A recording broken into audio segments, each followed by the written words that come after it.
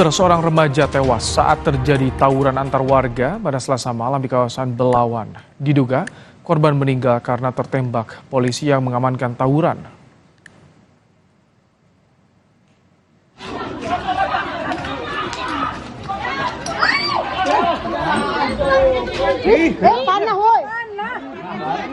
Ini adalah video amatir tawuran antar kelompok bertetangga di kawasan Belawan, Medan, Sumatera Utara. Kedua kelompok saling serang menggunakan batu dan senjata tajam.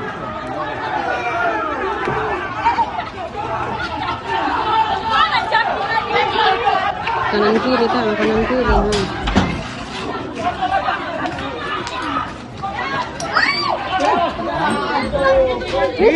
Polisi datang ke lokasi tawuran menggunakan mobil, sempat terdengar suara yang diduga tembakan.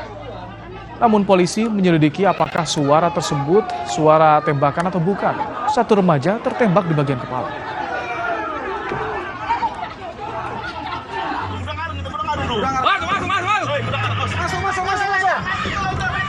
Polisi langsung menyelidiki penyebab kematian seorang remaja, apakah karena tertembak anggota yang bertugas membubarkan tawuran atau bukan.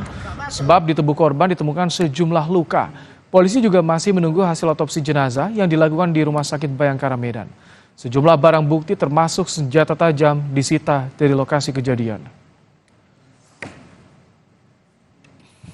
Ada informasi dari masyarakat, ada dugaan dari tembakan dari anggota kita.